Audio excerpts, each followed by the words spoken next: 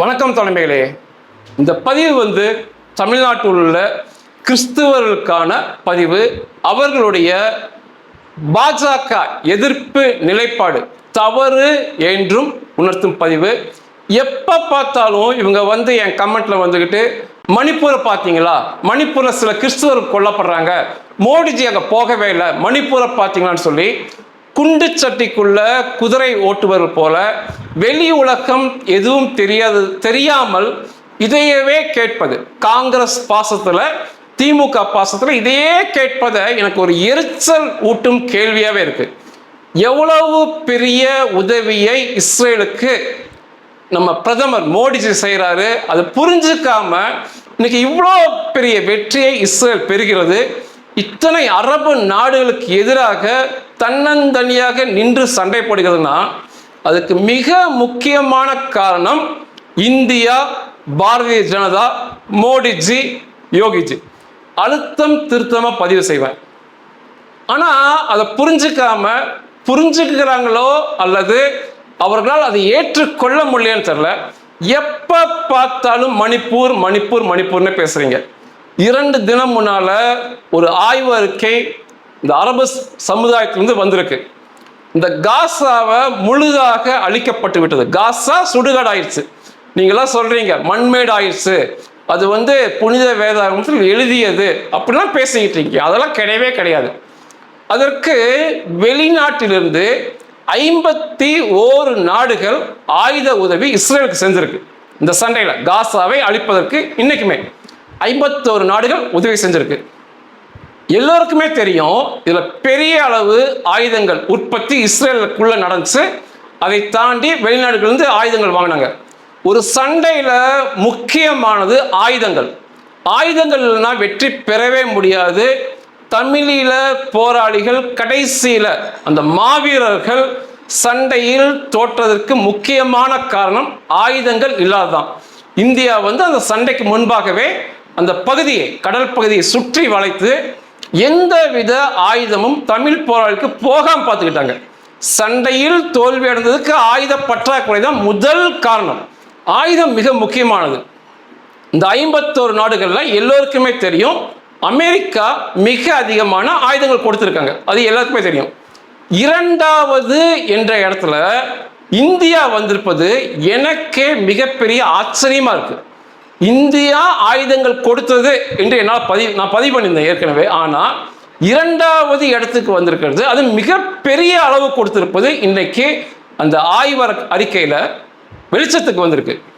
இந்த சென்ற வெளிநாடுகளிலிருந்து வாங்கிய ஆயுதங்கள்ல இஸ்ரேலுக்கு 42%, 100 ஆயுதங்கள்ல 42 ஆயுதங்கள் அமெரிக்காவுடையது. அமெரிக்கா கொடுத்திருக்காங்க. 2வது இந்தியா 26% கொடுத்திருக்காங்க. மிகப்பெரிய ஆச்சரியம். 100 ஆயுதங்கள் சென்றதுல 26 ஆயுதங்கள் இந்தியாவிலிருந்து போயிருக்கு. கிட்டத்தட்ட அமெரிக்காவுக்கு கொஞ்சம் கம்மியாக இருந்திருக்காங்க. அதற்கடுத்து வருகின்ற அந்த 51 நாடுகள் மீதும் சிறிய அளவுல தான் அவங்க பங்களிப்பை கொடுத்திருக்காங்க. எவ்வளோ பெரிய விஷயம் பாருங்க. இந்தியா ஆயுதம் கொடுத்தது தெரியும் எனக்கு, ஆனா இவ்வளோ பெரிய சதவீதத்துல கொடுத்தது இப்போ வெளிச்சத்துக்கு வந்திருக்கு. அமெரிக்கா கூட கொடுக்கலாம். அமெரிக்கா பொருளாதாரத்தில் வளர்ந்த நாடு, யாரை கண்டும் பயப்பட வேண்டிய அவசியம் இல்லை. ஆனா இந்தியா அதை செய்வதற்கு நிச்சயமா யோசித்திருக்கணும். உலக அளவில் அநேக அரபு நாடுகள்ல எண்ணற்ற லட்சக்கணக்கான இந்தியர்கள் பணிபுரிகிறாங்க. அது முதல்ல கவனத்துல வச்சுக்கணும். அதை தாண்டி இந்தியாவிலிருந்து ஏற்றுமதி அதிகமா அரபு நாடுகள் போகுது.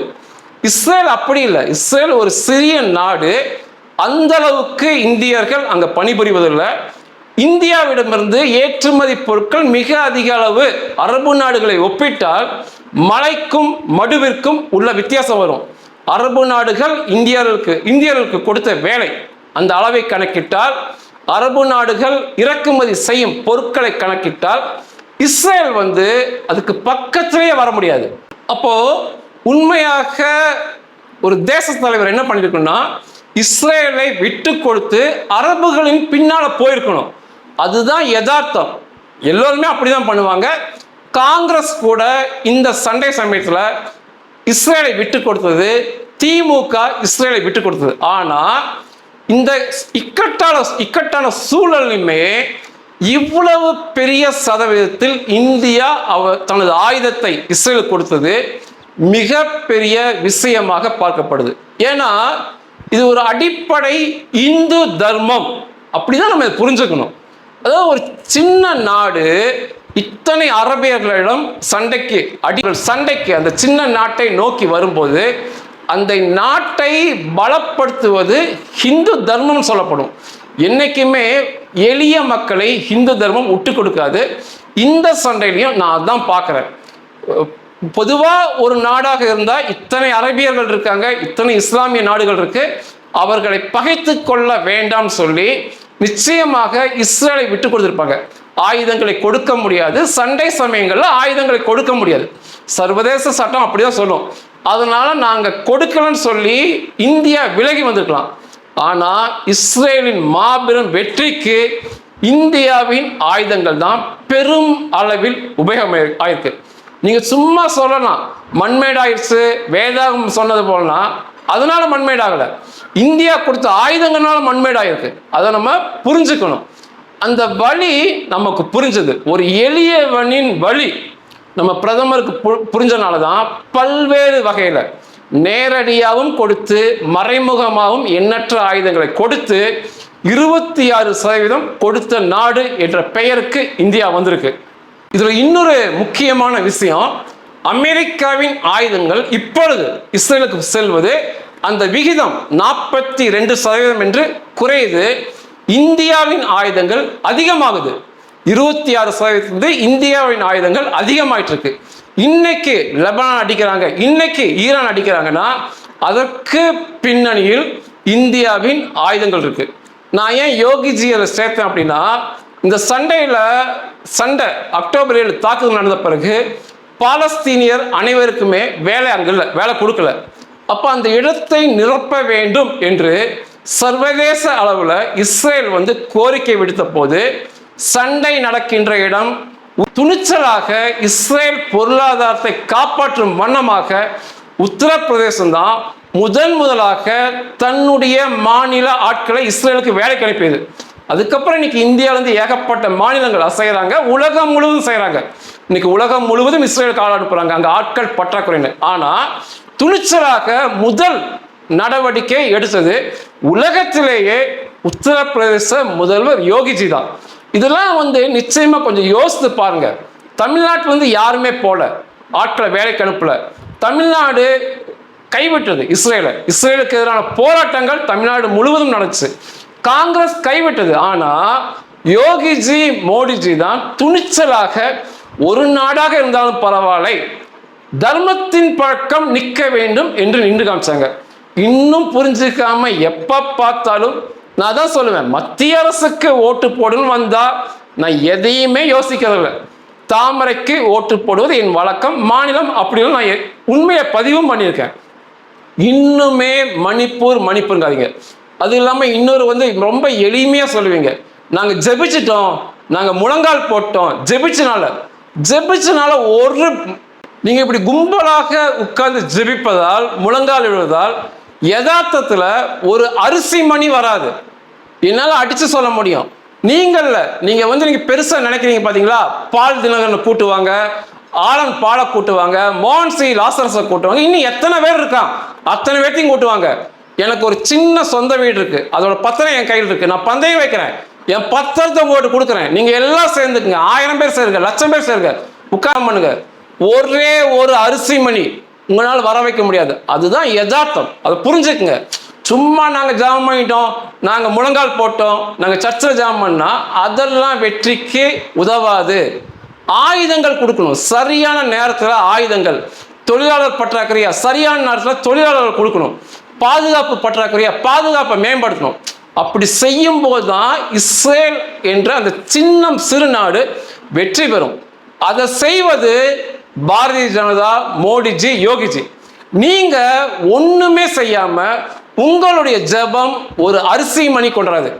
யார் வேணா என் பந்தயத்துக்கு என் கூட வாங்க, ஓப்பன் சேலஞ்ச் விடுறேன், என் பத்திரத்தை வச்சு பேசுறேன், ஒரு சின்ன வீடு பத்திரத்தை வைக்கிறேன், நீங்க என்ன வேணா பந்தயம் போடுங்க, நீங்க எனக்கு எதுவுமே தர வேண்டாம், நீங்க ஜெயிச்சிட்டீங்க, நீங்க அத்தனை பேரும் முழங்கால் போட்டு ஜெபம் பண்ணி ஒரு அரிசி மணி ஒரு குண்டு மணி அந்த இடத்துல உருவாச்சு அப்படின்னா என் பத்திரத்தை நான் தரேன். அதனால சும்மா வந்துக்கிட்டு இன்னுமே அந்த கண்ணை மூடிக்கொண்டு இந்த பாரதிய ஜனதா எதிராக பேசுறது, எப்ப பார்த்தாலும் மணிப்பூர் அது முதல்ல கைவிடுங்க. கிட்டத்தட்ட அமெரிக்காக்கு இணையாக நமது ஆயுதங்கள் போயிருக்கு. அமெரிக்கா தொழிலாளர்கள் அனுப்பல, யோகிஜி தான் முதல்ல துணிச்சலாக தொழிலாளர்களை அனுப்பி வச்சார். ஆனா நல்ல நேரம், இந்திய தொழிலாளர்கள் கை நிறைய சம்பளம் வாங்கி மிக பத்திரமாக இஸ்ரேல பணிபுரிகிறாங்க. அக்டோபர் 7 தாக்குதலுக்கு அப்புறம் எண்ணற்ற ஆயிரக்கணக்கான இந்தியர்கள் இப்ப அங்க கட்டிடத்துறை பிற துறையில பணிபுரிகிறாங்க. எனக்கு தெரிந்து ஒரே ஒரு இந்தியர் மரணம் அடைந்த தகவல் தான் வந்துச்சு.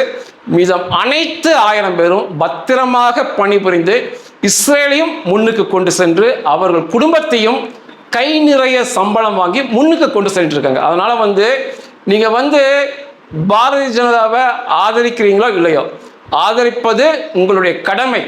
இஸ்ரேல் ஜெயிக்க வேண்டும் என்றால் நீங்கள் மத்திய அரசுக்கு பாரதிய ஜனதாவை நிச்சயமாக ஆதரிக்க வேண்டும். ஆனா எதிர்த்து பேசாதீங்க. எதையுமே புரிஞ்சுக்காம இஸ்ரேலுக்கு ஒன்றும் செய்யாத காங்கிரஸ் திமுக காரர் பின்னால் நின்றுகிட்டு பாரதிய ஜனதாவை, மோடிஜியை, யோகிஜியை எதிர்த்து பேசாதீங்க. இன்னைக்கு இஸ்ரேலுக்கு போகின்ற ஆயுதம் இந்தியாவிலிருந்து ஏறு முகத்தில் இருக்கு, அமெரிக்காவிலிருந்து இறங்க முகத்தில் இருக்கு. இன்னைக்கு நீங்க விருப்பப்படுறீங்க ஈரான் அடிக்கணும், இஸ்ரேல் லெபனான் அடிச்சு ஒன்னும் காலி பண்ணுனா அதற்கு இந்தியாவின் ஆயுதங்கள் தான் பின்னணியில் இருக்கிறது என்று புரிஞ்சுக்குங்க. நன்றிகள்.